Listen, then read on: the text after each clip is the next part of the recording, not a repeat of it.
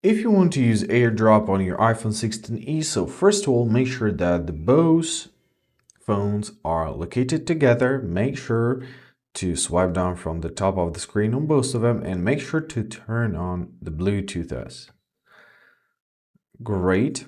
It's necessary for our AirDrop to work. So also make sure that the personal hotspot is turned off on both devices.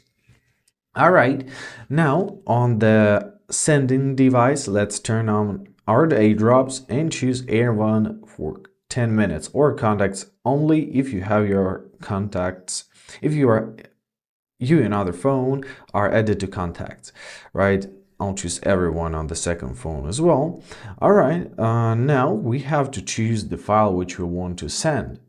For example, I will send some photo. You can do this with any file possible, right? So now let's press share. Let's choose airdrop. And there it is. In other devices, you will find your new phone. If you already shared it, it will be saved here, so it will be quite easier. So let's do this. On the second phone, let's press accept. Great, it's sent, and as you see, we've got this photo.